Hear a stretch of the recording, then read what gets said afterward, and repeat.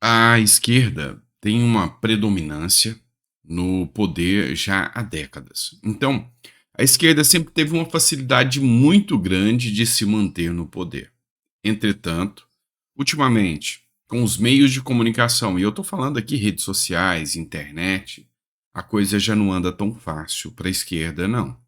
Resumindo, a direita não está muito bem, não. Está difícil.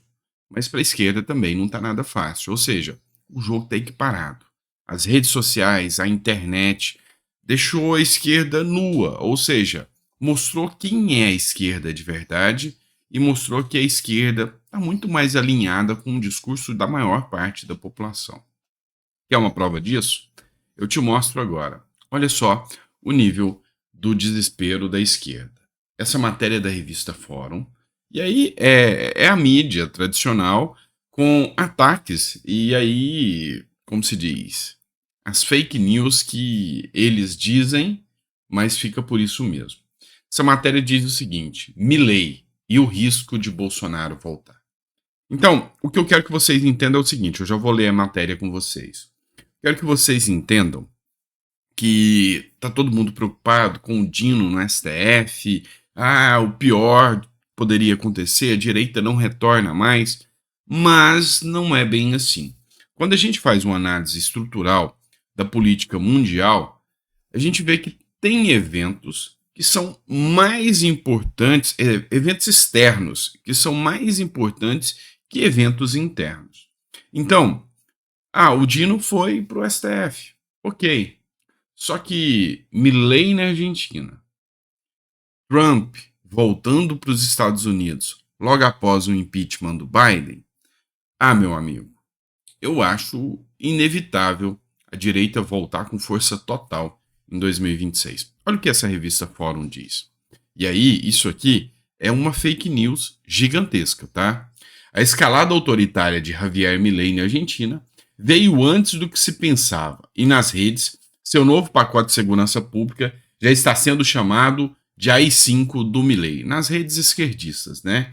Em referência ao ato institucional número 5, que cassou a liberdade de expressão e fechou o Congresso Nacional durante a ditadura militar no Brasil. Então, nas redes argentinas é que não são. Nas redes dos militantes aqui brasileiros estão chamando de AI-5, né?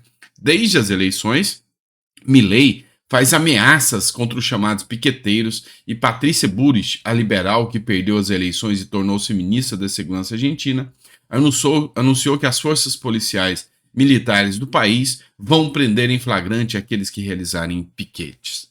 Pois é, isso não é autoritarismo, não.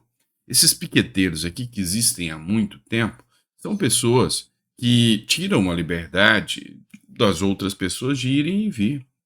A manifestação da Buric foi, sabe, mais democrática impossível. Ela deixou claro que todas as pessoas têm direito de se manifestar como quiserem, só que o direito dela se manifestar não pode, de forma alguma, interferir no direito de ir e vir das pessoas, ou seja, ninguém pode parar a rua, colocar fogo em pneu, fazer aquilo que o esquerdismo está acostumado a fazer. Não pode fazer isso. E aí, isso não é autoritarismo, isso é aplicação da lei. Eu vou explicar uma coisa para vocês. Se tem uma coisa que deixa um país destruído, é a falta de regra, é a falta de uma lei concisa. Se você pega um país afrouxado, como é o Brasil, com um governo frouxo, como é o nosso, a criminalidade toma conta e está assustador de ver o que está acontecendo aqui no Brasil. Se você pega um país como El Salvador, que era frouxo, era um país que a criminalidade era gigante, era uma das maiores criminalidades da América Central, e coloca regras e impõe regras duras, a população agradece quando a criminalidade cai. E aí aquele cidadão que é acostumado a fazer auê, piquete ou o que mais que seja, ele entende que ele tem que andar dentro das regras. E o restante da população, que é a grande maioria, que anda dentro das regras, esse agradece. Mas enfim, o que eu estou falando para vocês é que talvez um dos eventos mais importantes para nós não aconteceu aqui dentro. Aconteceu na semana passada nos Estados Unidos. A Câmara dos Estados Unidos aprova a abertura de processo de impeachment contra Biden. Republicanos acusaram o presidente dos Estados Unidos de ter lucrado com os negócios da família no exterior. Ou seja, aí mostra que os familiares do do Biden, perdão, tiveram lucros, ou seja, escândalos de corrupção mesmo. E aí a grande questão é, se Biden cai nos Estados Unidos, e aí, se o Biden cai, quem volta? O Trump. Há um ano da eleição presidencial, Trump lidera em estados decisivos, mostram pesquisas. A coalizão de Biden aparentemente está desgastando, de acordo com a pesquisa. Eleitores com menos de 30 anos preferem o presidente que tem 80 por uma margem de apenas 1 ponto percentual. Ou seja, Biden está derretendo, sua popularidade está no mínimo, não à toa instaurou-se o processo de impeachment lá. E o retorno de Trump é inevitável. Agora eu vou te fazer uma pergunta. Se em 2022 Trump fosse o presidente dos Estados Unidos, você acha que o resultado eleitoral aqui no Brasil era o mesmo? Você acha que haveria uma interferência aqui no Brasil ou não? Eu tenho aqui minhas dúvidas e eu acho que se não fosse o Trump, se não fosse o Biden, fosse o Trump, talvez hoje o Bolsonaro ainda estivesse aqui. Vocês têm noção do quanto há uma similaridade gigantesca com o que acontece nos Estados Unidos e com o que acontece aqui no Brasil? É semelhante demais politicamente, é muito parecido Estados Unidos e Brasil. A linha de raciocínio dos americanos e dos brasileiros é muito parecido. Então, sabe, com Milei na Argentina, Trump voltando, 2026 vai dar um jogo muito apertado. E a esquerda sabe disso, não à toa o desespero deles. Vamos lá, vamos falar de outra matéria agora que é bem interessante. Olha só, matéria do Metrópolis, Igor Gadelha. E aí, o senador Marcos Rogério está querendo armar aqui uma retirada de poderes do presidente em relação ao STF. Eu apoio esse projeto aqui muito. Bolsonarista propõe que apenas o Senado indique futuros ministros do STF, tirando essa prerrogativa do presidente. Assino embaixo. Após o Senado aprovar a indicação de Flávio Dino ao STF, o senador bolsonarista Marcos Rogério, do PL de Roraima, apresentou um projeto na casa para alterar a forma de escolha dos futuros ministros da Corte. Com uma leitura pouco convencional da Constituição Federal de 1988, a proposta do parlamentar tira o poder do presidente da República e dá apenas ao Senado o direito de indicar e aprovar ministros do Supremo Tribunal Federal. Vamos lá. É melhor do que o ponto atual? É. Porque eu acho que o Executivo ele se blinda demais indicando ministros do STF. Aquela história de separação dos poderes, infelizmente no Brasil, ela está sendo jogada de lado. O que me assusta muito, mas muito aqui mesmo, é o fato do presidente indicar hoje, o Lula, por exemplo, tem 7 ministros que ele indicou lá dentro. Você acha que, em casos de escândalo de corrupção, alguma coisa nesse sentido, o Lula vai ser pego pelo STF ou ele está blindado? É lógico que ele está blindado. Então, mas o Senado também vai se blindar. Eu, sinceramente, democracia é o povo. Então, eu acho que ministros do STF deveriam ser eleitos. Deveriam ser eleitos. Sim, deveriam ser eleitos. E eu vou além, tá? Uma proposta até um pouco aí não convencional, mas eu vou até além.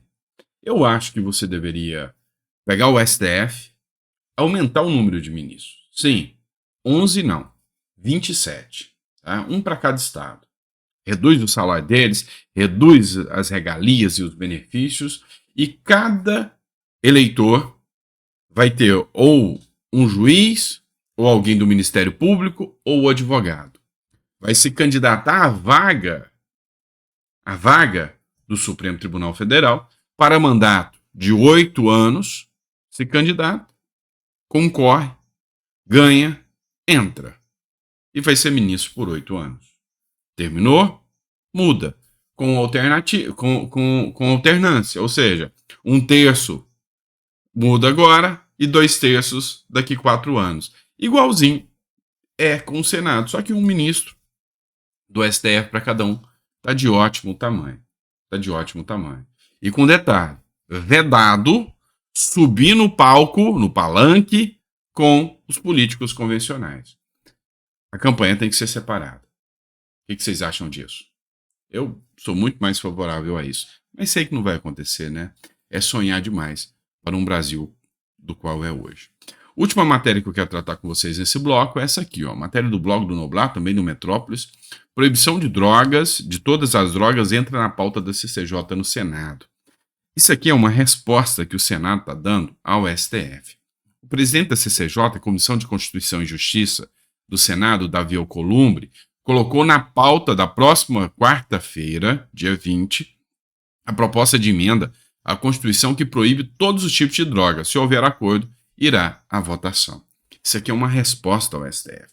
Só que aí eu fico imaginando, sabe, esse jogo de ganha-ganha do Senado, do governo, sabe, são verdadeiras raposas em relação ao STF e ao Congresso Nacional, ao governo federal. Sabe, algumas coisas que são assustadoras. Num país sério, essa confra que vai ter do Lula, né, essa reunião do Lula que vai ter com ministros do STF, festinha de fim de ano aí, já era mais do que suficiente para, sabe, dar impeachment em todo mundo. O Flávio Dino ser eleito, né? Para mim isso é uma eleição, é votação.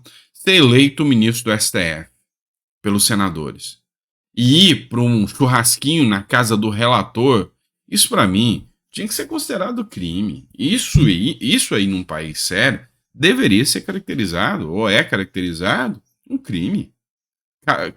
Caberia ali impeachment e cassação de todo mundo. Só que o Brasil não é um país sério, não é. Então, é um país onde o presidente se encontra com o ministro do STF, é onde o ministro vai comemorar com senadores e demais políticos no final, é o país onde corruptos da JBS fazem uma festa em homenagem ao pai e políticos do Brasil inteiro vão como se fosse um evento, uma seita maçônica ali, escondida ali. Ah, meu Deus. O Brasil não tem jeito mais não. É complicado, tá? E aí, esperar que daqui 20, 30 anos o Brasil comece a tomar jeito, mas você tem que começar a dar os primeiros passos agora, tá? Obrigado, pessoal. Grande abraço, fica com Deus. Vejo vocês no próximo editorial.